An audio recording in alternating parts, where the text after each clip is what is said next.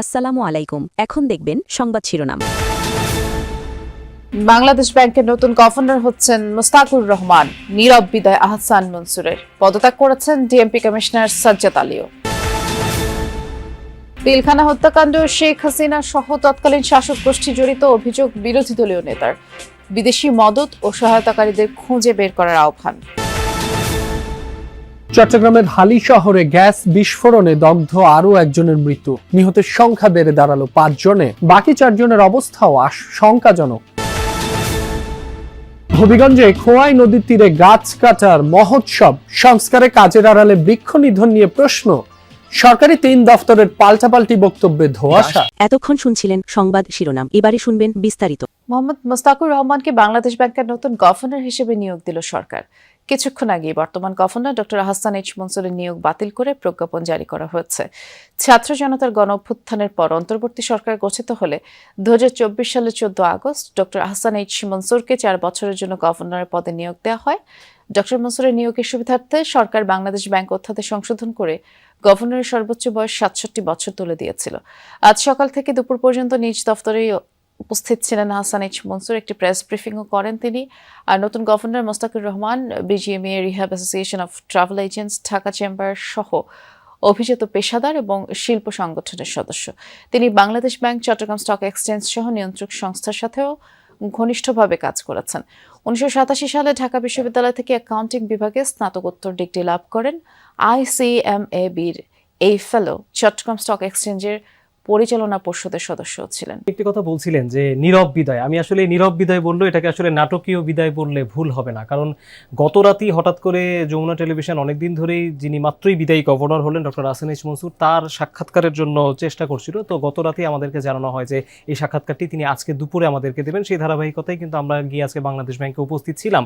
তো বেলা 1টার দিকে তিনি যখন বাংলাদেশ ব্যাংকে প্রবেশ করলেন তখনই কিন্তু সাংবাদিকরা, এর আগে বাংলাদেশ ব্যাংকের যে অফিসার্স ওয়েলফেয়ার কাউন্সিল, তারা কিন্তু এই গভর্নরের পদত্যাগ দাবি করে এবং নানা ধরনের আরও 3 জন কর্মকর্তাকে বদলি করা হয়েছিল, তাদের শোকজের জন্য লেটার দেওয়া হয়েছিল। সেইগুলোকে ঘিরে কিন্তু বাংলাদেশ ব্যাংকের কর্মচারীদের মাঝে বেশ উত্তপ্ত পরিস্থিতি ছিল এবং তারা কিন্তু বেশ ভিড় করে বাংলাদেশ ব্যাংকে ছিলেন যখন আমরা প্রবেশ করেছিলাম। তো তারপরে যখন বাংলাদেশ ব্যাংকের গভর্নর, সদ্য বিদায়ী governor doctor Ahsan H Mansur, তিনি যখন কেন্দ্রীয় ব্যাংকে প্রবেশ করছিলেন তখনই কিন্তু সাংবাদিকরা যখন তাকে প্রশ্ন করছিল তখনই তিনি কিন্তু অনানুষ্ঠানিক একটি ব্রিফিং করবেন সেই ঘোষণা দেন। সেই ধারাবাহিকতায় কিন্তু আমিও সেই ব্রিফিংয়ে ছিলাম এবং সেখানে কিন্তু তিনি স্পষ্ট করেই, আমরা যখন প্রশ্ন করেছিলাম যে আপনি আসলে পদত্যাগ করছেন কিনা, তিনি তখন একটি উত্তর দিয়েছিলেন যে পদত্যাগ করা আসলে মাত্র 2 সেকেন্ডের বিষয়, চাইলেই এটি করা যায়, কিন্তু এটি যারা নিয়োগ দিয়েছেন তাদের এখতিয়ারের মধ্যে এটি পড়ে। সে কারণে তিনি পদত্যাগ করবেন না। তবে তিনি এই বিষয়টাকে নিয়ে আসলে খুব বেশিক্ষণ উত্তরও দেননি। এরপরেই যখন আমরা ঠিক ওনার যে কক্ষটি, যেখানে গভর্নর বসেন, তার পাশেই যে ওয়েটিং রুম বলা হয়, সেই ওয়েটিং রুমে আমরা অপেক্ষা করছিলাম। তো সেই ওয়েটিং রুমে আমরা যখন অপেক্ষা করছিলাম আমাদেরকেও কিন্তু জানানো হয়েছিল যে তিনি কিছুক্ষণের ভেতরেই আমাদের। জাতীয় শহীদ সেনা দিবসে পিলখানা হত্যাকাণ্ডের শিকার শহীদদের প্রতি শ্রদ্ধা নিবেদন করেছেন বিরোধী দলীয় নেতা ও জামায়াতে ইসলামীর আমির ডাক্তার শফিকুর রহমান। তিনি দাবি করেন তৎকালীন ক্ষমতাসীনরা এই হত্যাকাণ্ডের সাথে জড়িত ছিল। রাজধানীতে অপর এক অনুষ্ঠানে দলটির সেক্রেটারি জেনারেল মিয়া গোলাম পরোয়ার দেশকে সকল ষড়যন্ত্র থেকে মুক্ত রাখতে পিলখানা হত্যাকাণ্ডের রহস্য উদ্ঘাটনের দাবি জানিয়েছেন।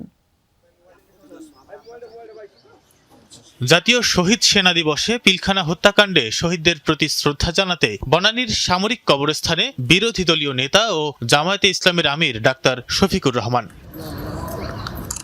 শ্রদ্ধা নিবেদন শেষে জামায়াতের বিভিন্ন পর্যায়ের নেতাকর্মীদের সাথে নিয়ে মোনাজাত করেন জামায়াত আমির। পরে কথা বলেন গণমাধ্যমের সাথে।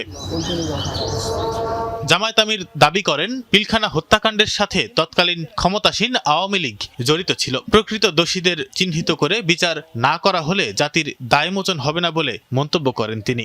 যদিও এই তদন্তের রিপোর্ট সামনে আসতো জাতির সামনে, তাহলে হয়তো অনেক সত্য পরিষ্কার হয়ে যেত। নিশ্চয়ই তখন যারা ক্ষমতাসীন ছিলেন এর সাথে তাদের গভীর সম্পর্ক ছিল এই হত্যাকাণ্ডের সাথে, যার কারণে তারা চাননি যে এই রিপোর্টগুলো প্রকাশ পাক। পিলখানা ট্র্যাজেডি নিয়ে এদিন দুপুরে রাজধানীর পুরানা পল্টনে আলোচনা সভার আয়োজন করে ঢাকা মহানগর দক্ষিণ জামায়াত। এতে যোগ দিয়ে দলের সেক্রেটারি জেনারেল মিয়া গোলাম পরোয়ার বলেন, সেই সময়ের প্রধানমন্ত্রী শেখ হাসিনার নির্দেশেই পিলখানায় নৃশংস হত্যাকাণ্ড হয়েছে। এই ঘটনার দায়ে গ্রেফতার ও সাজাপ্রাপ্ত বিডিআর সদস্যদের মুক্তির দাবি জানান তিনি। এই নির্মম হত্যাকাণ্ডের রহস্যটাকে কেন যেন চাপা দিয়ে রাখার চেষ্টা করা হচ্ছে বারবার। এই ঘটনার সাথে কোন দেশের কিরকম পরিকল্পনা কারা কারা যুক্ত ছিলেন এগুলো একেবারেই পরিষ্কার করে জাতির সামনে তুলে ধরা প্রয়োজন। দেশকে সকল ষড়যন্ত্র থেকে মুক্ত রাখতে চাইলে অবিলম্বে পিলখানা হত্যাকাণ্ডের রহস্য উদ্ঘাটন জরুরি বলে মনে করেন জামায়াতের সেক্রেটারি জেনারেল। যে নিষ্ঠুরতা, যে বর্বরতা, যে লোমহর্ষক। শ্রদ্ধা নিবেদন শেষে জামায়াতের বিভিন্ন পর্যায়ের নেতাকর্মীদের সাথে নিয়ে মোনাজাত করেন জামায়াত আমির। পরে কথা বলেন গণমাধ্যমের সাথে। জামায়াত আমির দাবি করেন পিলখানা হত্যাকাণ্ডের সাথে তৎকালীন ক্ষমতাসীন আওয়ামী লীগ জড়িত ছিল। প্রকৃত দোষীদের চিহ্নিত করে বিচার না করা হলে জাতির দায়মোচন হবে না বলে মন্তব্য করেন তিনি। যদিও এই তদন্তের রিপোর্ট সামনে আসতো জাতির সামনে, তাহলে হয়তো অনেক সত্য পরিষ্কার হয়ে যেত। নিশ্চয়ই তখন যারা ক্ষমতাসীন ছিলেন এর সাথে তাদের গভীর সম্পর্ক ছিল এই হত্যাকাণ্ডের সাথে, যার কারণে তারা চাননি যে এই রিপোর্টগুলো প্রকাশ পাক। পিলখানা ট্র্যাজেডি নিয়ে এদিন দুপুরে রাজধানীর পুরানা পল্টনে আলোচনা সভার আয়োজন করে ঢাকা মহানগর দক্ষিণ জামায়াত। এতে যোগ দিয়ে দলের সেক্রেটারি জেনারেল মিয়া গোলাম। চট্টগ্রামের হালি শহরে রান্নাঘরে জমে থাকা গ্যাস বিস্ফোরণে দগ্ধ 9 জনের মধ্যে আরও একজনের মৃত্যু হয়েছে। এ নিয়ে প্রাণ হারালেন 5 জন। রাজধানীর জাতীয় বার্ন ইনস্টিটিউটে চিকিৎসাধীন অবস্থায় সকালে মারা যান মোটর পার্টস ব্যবসায়ী শাখাওয়াত হোসেন। গুরুতর দগ্ধ অবস্থায় আরো 4 জন চিকিৎসাধীন, যাতে 3 জনই শিশু। এর আগে মারা যান শাখাওয়াতের স্ত্রী নূরজাহান বেগম, সন্তান শাওন, ছোট ভাই সুমন এবং তার স্ত্রী আয়েশা। নিহতদের 3 জনকে কুমিল্লায় নিজ গ্রামের বাড়িতে দাফন করা হয়েছে। 23 তারিখ ভোরে চট্টগ্রাম হালি শহরের হালিমা মঞ্জিল নামে একটি ভবনের 3য় তলায় এই দুর্ঘটনা ঘটে। বিস্ফোরণে বাসায় থাকা 9 জনই দগ্ধ হন। প্রায় 2 দশক ধরে চলা বিরোধ গড়ালো রক্তক্ষয়ী সংঘাতে। দীর্ঘদিনে বিষয়টি ছোটখাটো মারামারি পর্যন্ত থাকলেও কখনো প্রাণহানির ঘটনা ঘটেনি। তবে এবার মারা গেলেন বাবা, ছেলে সহ 4 জন, আহত কমপক্ষে 3 জন। নড়াইলের সদর উপজেলার বড়কোলা গ্রামে এই প্রাণঘাতী সংঘর্ষে শোকে স্তব্ধ নিহতদের পরিবার। হত্যাকাণ্ডে জড়িতদের দৃষ্টান্তমূলক শাস্তির দাবি তুলেছেন তারা। বিস্তারিত শেখ আল এহসানের প্রতিবেদনে। ক্যামেরায় ছিলেন আমির সোহেল।